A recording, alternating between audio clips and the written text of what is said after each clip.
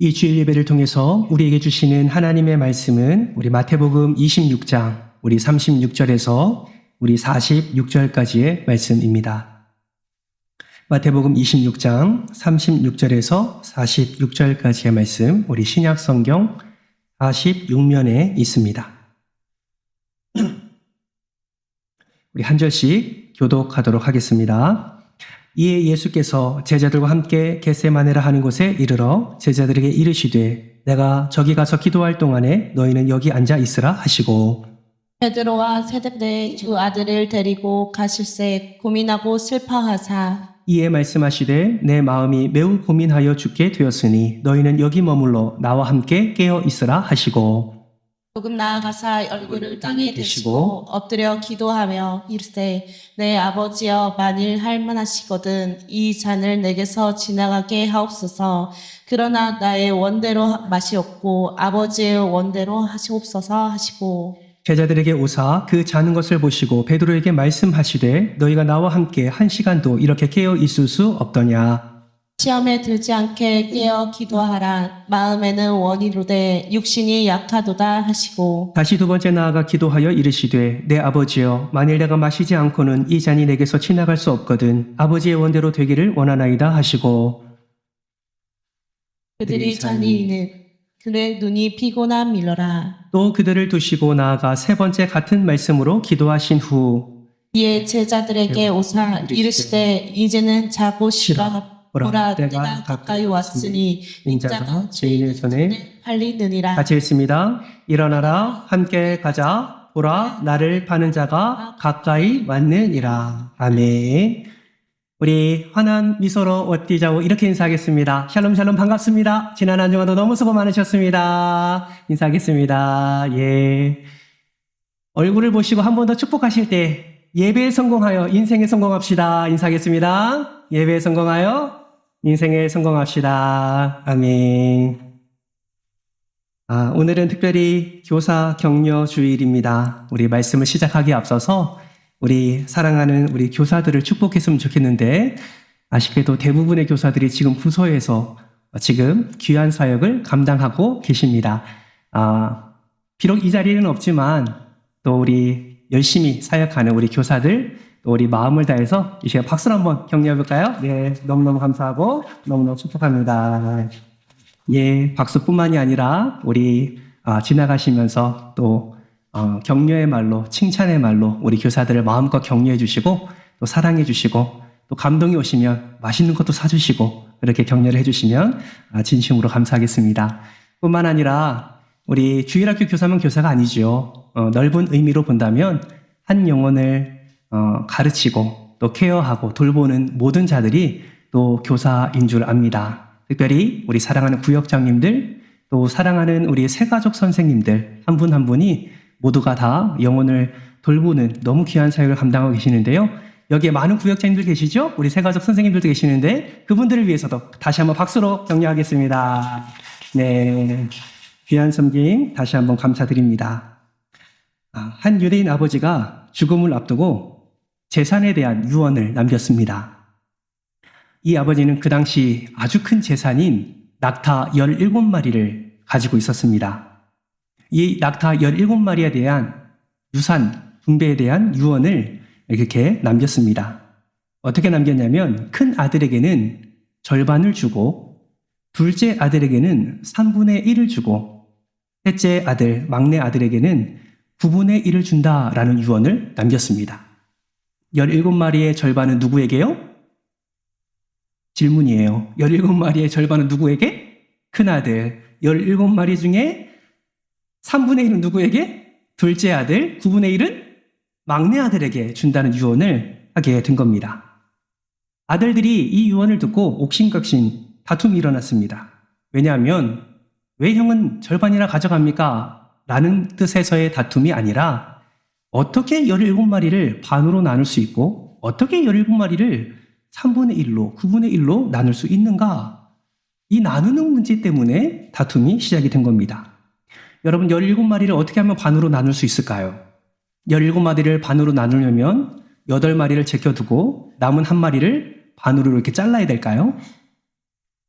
17마리를 어떻게 3분의 1로 나눌 수 있을까요? 아무리 고민을 해봐도 아들들의 마음에는 그저 답답함 뿐이었습니다. 이런 고민이 깊어지다 보니 주변에 친구들이 오고 상인들이 와서 훈수를 두기 시작합니다. 친구들이 이렇게 말합니다. 뭘 고민해? 말대로 하면 되지. 8마리 첫째 아들 갖고 머리부터 꼬리까지 정확하게 반을 잘라가지고 그냥 가지고 하면 되잖아. 말씀대로 하면 돼.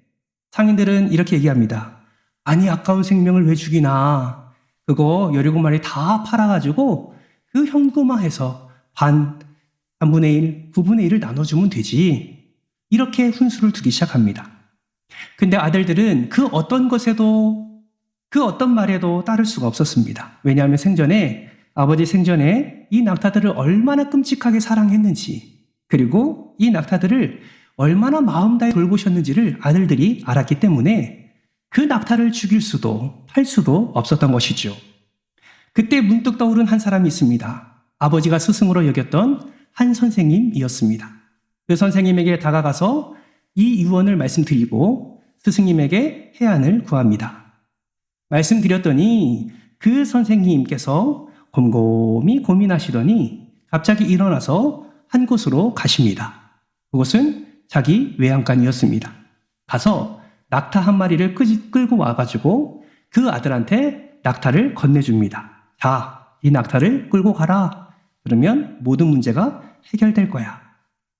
여러분 생각해 보십시오. 아버지가 남긴 낙타는 몇 마리? 잘 들으셨네요. 선생님이 준 낙타는 몇 마리? 한 마리. 합치면 몇 마리? 아유, 수학 너무 잘하시네요. 그 18마리를 가지고 아들이 유산을 나누기 시작합니다. 절반을 나누니까 몇 마리?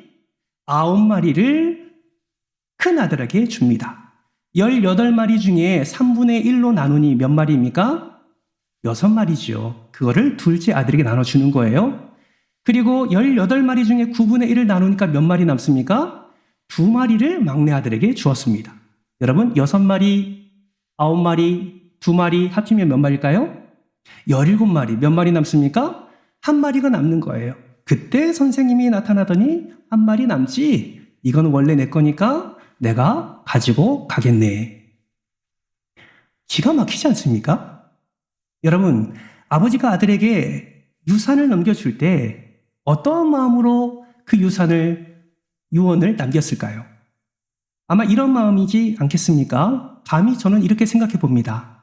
아들들아, 너희들이 인생을 살다 보면 큰 문제를 만나게 될 거야. 그런데 그 문제 앞에서 너희가 죽이지 않고 팔지 않고 문제를 해결할 수 있는 제3의 방법이 있단다. 그것은 바로 너희 것을 다른 사람에게 내어줌으로 문제를 해결하는 것이다.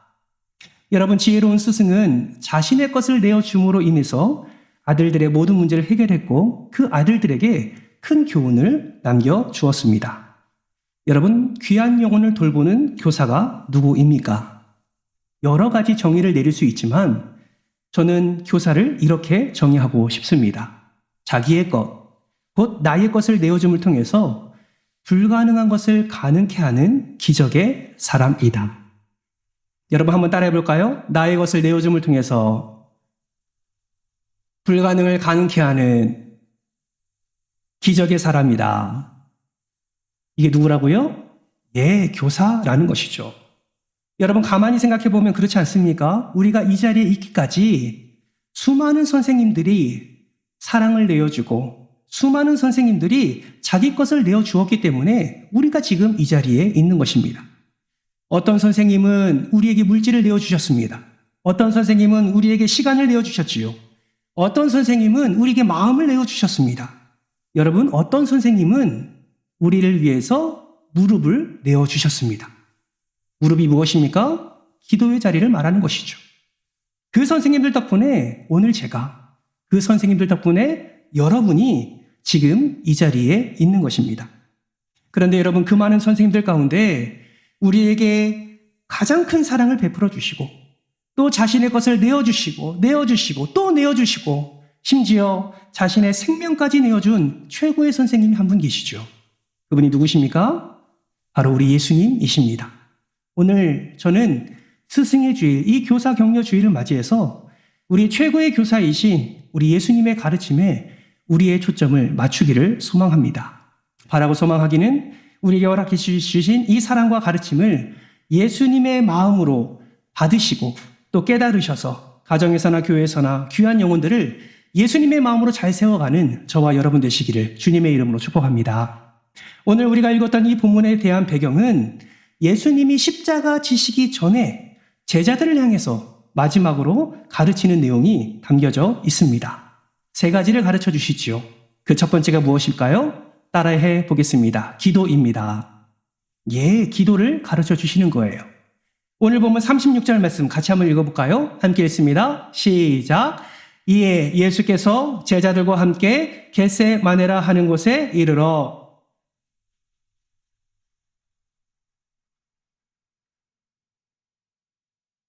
아멘. 여러분, 이날의 기도가 어떤 기도입니까?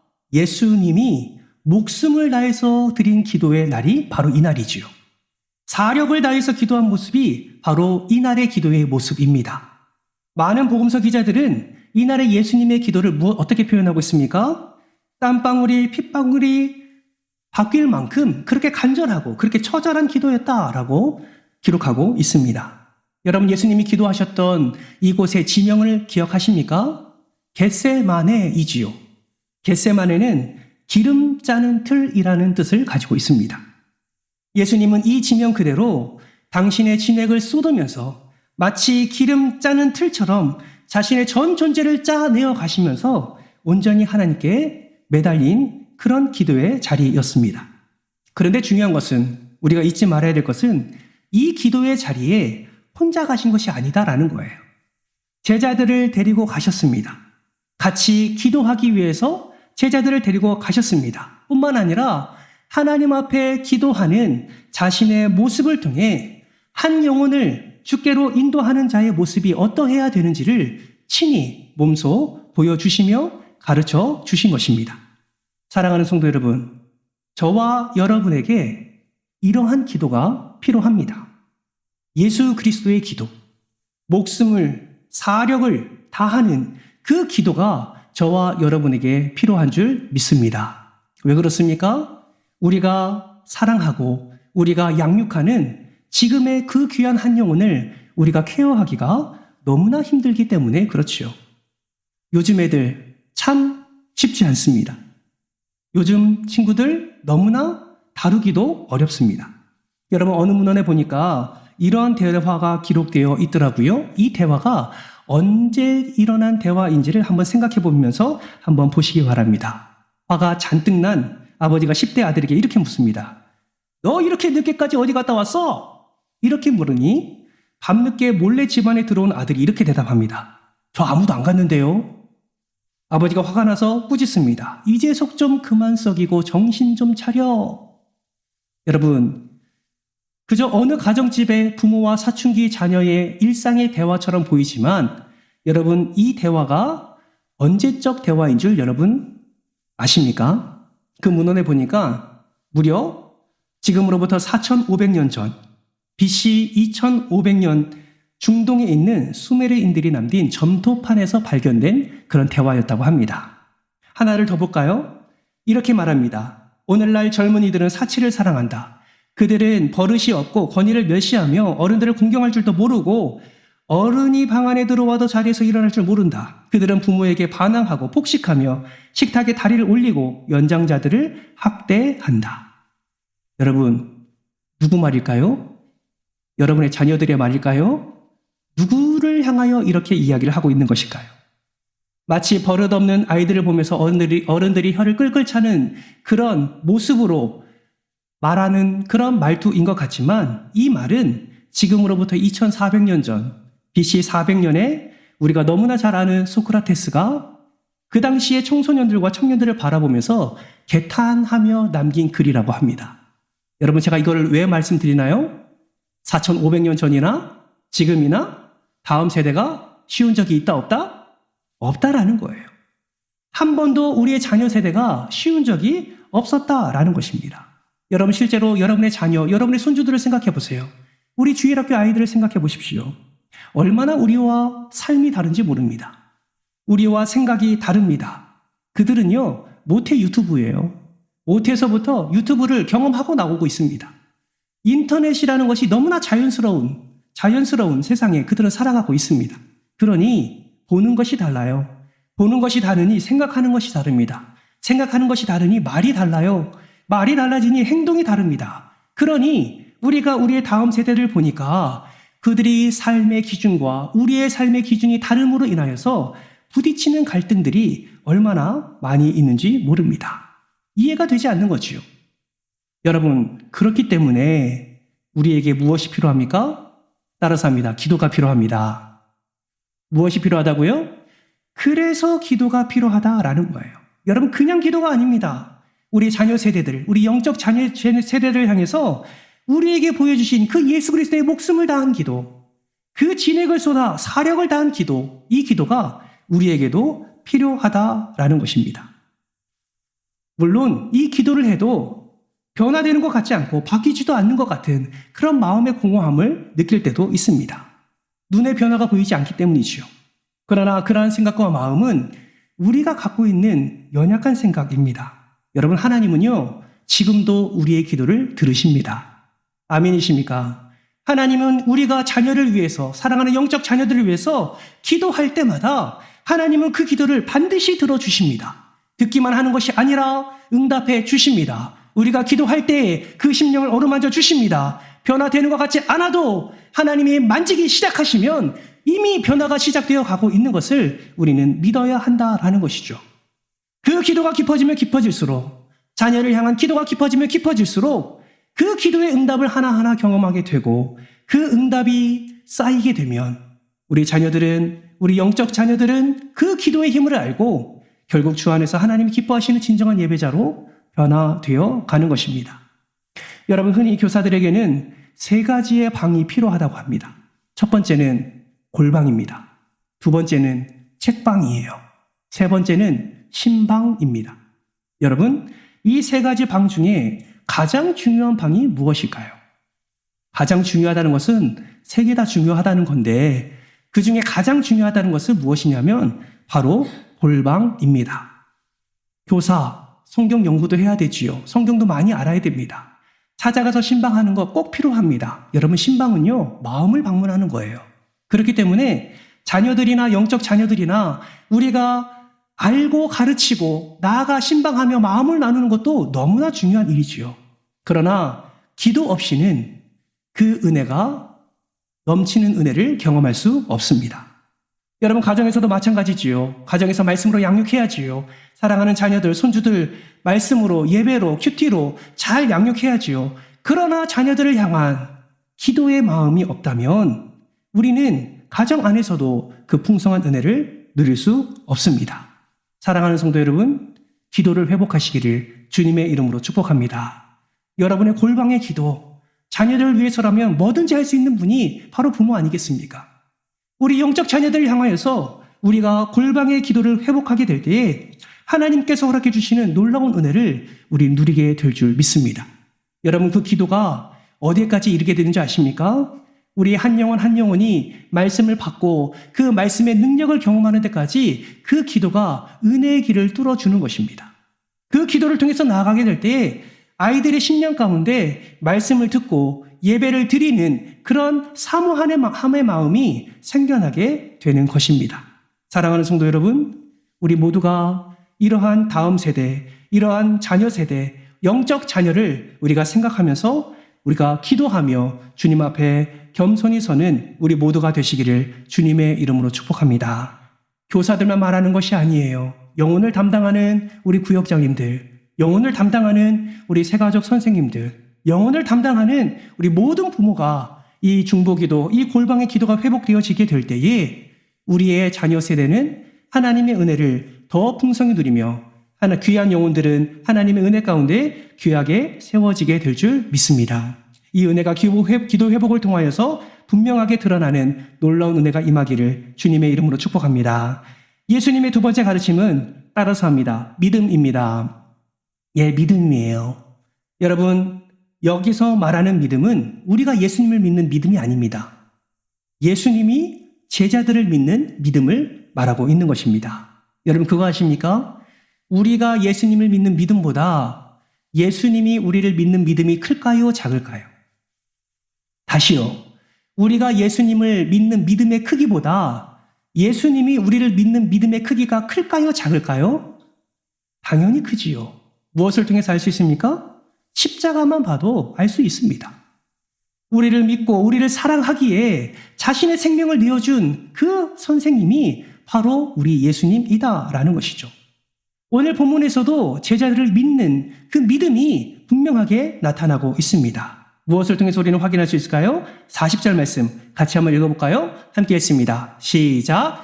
제자들에게 오사 그 자는 것을 보시고 베드로에게 말씀하시되 너희가 나와 함께한 시간도 이렇게 깨어 있을 수 없더냐. 아멘. 무엇을 발견할 수 있습니까? 흔들어 깨우는 것을 통해서 제자들을 향한 기대와 믿음을 우리는 발견할 수 있습니다. 왜 흔들어 깨우셨을까요? 왜 흔들어 깨우셨을까요? 그것은 분명한 하나님의 뜻을 예수 그리스도가 알고 있었기 때문에 그렇습니다. 그래서 41절 말씀에 무엇을 말씀합니까? 같이 한번 읽어볼까요? 시작! 시험에 들게 않게 깨어 기도하라. 마음에는 원이로되 육신이 약하도다 하시고. 예수님은 제자들에 대한 기대와 믿음이 있었습니다. 어떤 기대와 믿음이 있었습니까? 예수님은 지금 기도를 마치고 이제 곧 골고다로 나아갈 것을 아셨습니다. 십자가를 지시고 죽으시고 부활할 것임을 아셨어요. 승천할 것임을 알고 계셨습니다. 한 가지 더 알고 계신 것은 예수님이 승천하신 후에 이 하나님의 나라, 이 복음은 이 지금 제자들이 짊어질 것이고 이 복음을 땅끝까지 이르러 전할 자들이 바로 제자들이라는 사실을 알고 계셨던 것입니다. 그래서 그 제자들을 믿었고 그 제자들을 기대했으며 잠자고 있는 그들을 깨워서 시험에 들지 않게 기도하라고 그렇게 예수님이 말씀을 하신 것입니다. 사랑하는 성도 여러분, 이는 우리도 마찬가지입니다. 때로는 우리의 자녀들이, 때로는 우리의 가르치는 학생들이 우리가 아무리 흔들어 깨워도 마치 벽에 부딪힌 것 같은 가르침을 우리가 하고 있다는 생각을 우리는 지울 수가 없습니다. 생명의 말씀이 허공에 떠도는 것 같고 전혀 아이들은 예수님에게 관심이 없는 것 같고 아무리 간절한 마음으로 가르쳐도 전혀 들으려고 하지 아니하는 그 반응을 바라볼 때 우리의 마음이 무너질 때도 있다라는 것이죠. 여러분, 이럴 때 조심해야 될 것은 무엇이냐면 그러한 모습을, 그러한 경험을 하면서 그들을 향한 우리의 믿음과 기대마저 무너지지 않도록 여러분, 우리를 잘 다스려야 된다라는 것입니다. 여러분, 여러분의 자녀들에 대한 기대와 믿음이 있으십니까? 여러분의 자녀들이 이 땅에서 잘 살고 예수 안에서 행복하고 평안을 누릴 것임을 여러분 믿으십니까? 예, 믿는 근거가 무엇입니까? 예수님이 함께 하시기 때문이지요. 여러분의 자녀들을 향한 그 믿음만큼 여러분 영적 자녀들에 대한 믿음과 기대도 저버리지 마시길 바랍니다. 여러분, 저는 확신합니다. 우리 교회, 우리 사랑하는 다음 세대, 여러분의 자녀 세대들을 통해서 하나님을 기뻐하는 자가 일어날 것이고 그 자가 사도 바울처럼, 그 자가 사도 베드로처럼, 그 자가 사도 요한처럼 예수 그리스도를 증거하는 귀한 사도가 될 줄 저는 믿습니다. 하나님의 사랑을 전할 자, 하나님의 평안을 전할 자, 하나님의 기쁨을 누릴 자, 하나님의 형통을 맛볼 자가 우리의 다음 세대들에게서 분명히 일어나게 될 줄 믿습니다. 여러분, 그 기대를 품으십시오. 여러분, 그 믿음을 가지십시오. 그리고 당장의 변화가 있지 않는다 할지라도 여러분의 자녀들을 믿음과 기대로 흔들어 깨우시기를 주님의 이름으로 축복합니다. 저는 앞으로 우리 교회가 더 좋은 교회가 될 줄 믿습니다. 여러분도 믿으십니까? 5년 후에 우리 교회가 더 좋은 교회가 될 줄 믿습니다. 지금도 좋은 교회지만 10년 뒤에는, 20년 뒤에는 더 좋은 교회가 될 줄 믿습니다. 그 이유가 무엇입니까? 우리 주님이 우리 교회에 함께 하시고 우리 주님께서 우리 교회에 은혜를 베풀어 주시기 때문입니다. 뿐만 아니라 이렇게 같은 마음으로, 예수의 마음으로 함께 믿음으로 다음 세대를 위해서 기도하며 또 믿음과 기대로 자녀와 주일학교 학생들을 흔들어 깨우는 우리 장로님들과 우리 권사님들과 우리 집사님들, 교사들이 있기 때문에 반드시 우리 교회는 좋아질 수밖에 없는 줄 믿습니다. 사랑하는 성도 여러분, 아이들을 믿어주는 교사, 그 교사를 믿어주는 교회, 그 교회가 우리 교회 되기를 주님의 이름으로 축복합니다. 마지막 세 번째는 예수님의 가르침은 헌신입니다. 여러분 오늘 본문 46절 상반절 말씀 우리 화면을 보면서 같이 한번 읽어볼까요? 함께 읽습니다. 시작. 일어나라 함께 가자. 여러분 이 말씀 지금 어떤 상황에서 말씀하신 겁니까? 이제 십자가의 길을 가기 전에 제자들에게 하신 말씀이죠. 일어나라 함께 가자. 여러분 이 말씀을 하시고 예수님은 정작 십자가 앞까지 그렇게 나아가십니다. 저는 본문을 읽을 때마다 좀 이해가 되지 않습니다. 여러분 가만히 생각해 보세요. 예수님이 제자들을 데리고 일어나 함께 가자 라고 말한 이후에 제자들과 함께 그 십자가의 길까지 함께 가게 됩니다. 여러분 제자들이 십자가 앞에 갈 때 제자들이 도망쳤습니까? 안 도망쳤습니까? 그 가는 길에 도망치게 되지요. 그러면 다시 한번 질문합니다. 예수님이 그것을 알았습니까? 몰랐습니까? 알았습니다. 그러면 왜 십자가로 나아가기 전에 오늘 본문 46절에 일어나라 함께 가자 라고 예수님이 말씀을 하셨을까요? 도망칠 거 뻔히 아는데 왜 주님은 이러한 말씀으로 그들을 흔들어 깨워 일어나 함께 가자고 말씀을 하셨을까요? 이 본문에 대해서 아더 핑크 목사님은 예수님이 일어나라 함께 가자라는 말씀에 이중 의미가 담겨 있다라고 말을 하셨습니다. 그 이중 의미가 무엇이냐? 바로 이것입니다. 화면을 보면서 같이 한번 읽어볼까요? 시작.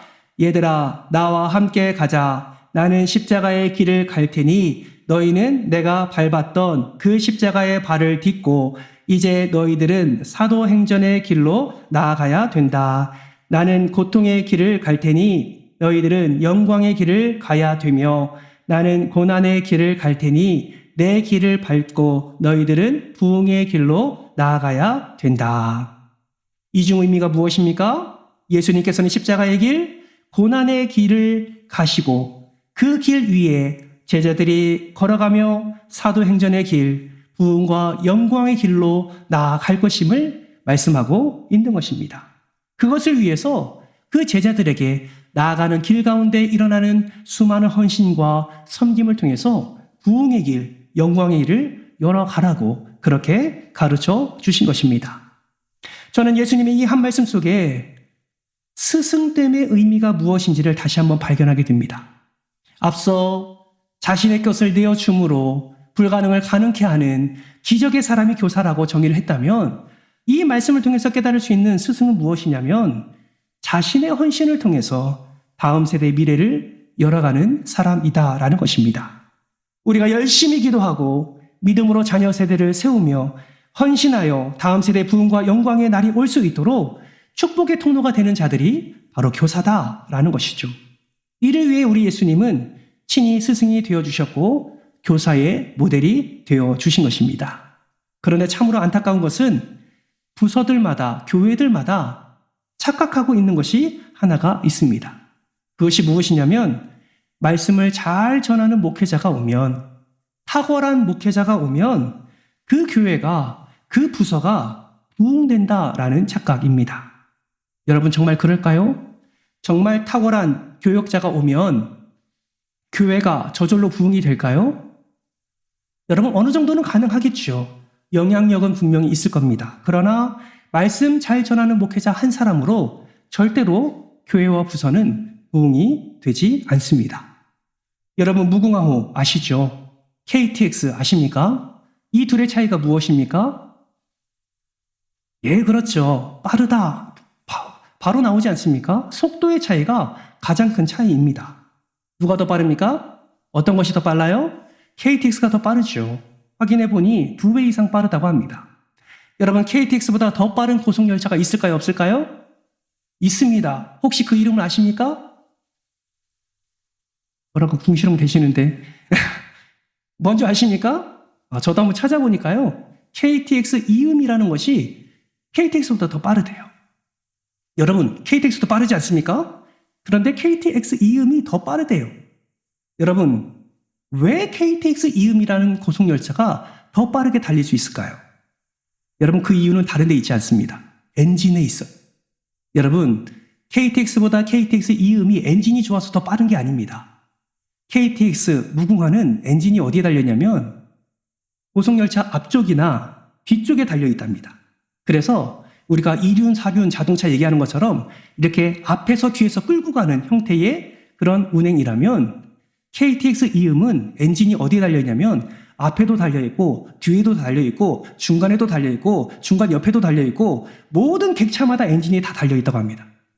여러분, 모든 엔진이 객차마다 다 달려있다 보니 무게를 줄일 수 있고 그 무게를 줄이다 보니 과부하가 걸리지 않고 오히려 같이 동력을 일으키다 보니 더 빠르게 달릴 수 있다라는 것입니다. 여러분, 교회도 마찬가지예요. 기도와 믿음의 방향이 예수 그리스도로 확정되었으면 어떻게 더 안전하게, 어떻게 더 빠르게 달려갈 수 있겠습니까? 여러분, 한 사람의 탁월함이 아니라 모든 이들의 성령이라는 각각의 엔진을 달고 그리고 헌신과 섬김의 순종을 통해서 나아가게 될 때에 여러분, 부흥은 더 빨리 일어나게 되는 것입니다. 여러분, 목사 한 사람이 아니에요. 담당 교육자 한 사람이 아닙니다. 여러분, 부장교사 한 사람이 아니라 교사 한 사람이 아니라 모두가 각각의 성령 충만함을 덧입고 헌신이라는 순종을 통해 나아가게 될 때에 하나님께서 우리 가운데 임하시는 놀라운 은혜를 우리는 누리게 된다라는 것입니다. 사랑하는 교사 여러분, 사랑하는 부모 여러분, 사랑하는 구역장 여러분, 사랑하는 새가족 담당하시는 여러분, 사랑하는 한 영혼을 담당하는 모든 성도 여러분, 우리가 영혼을 맡은 자라면 우리가 함께 성령 엔진을 달고 우리가 함께 다른 박질을 해야 될 줄 믿습니다.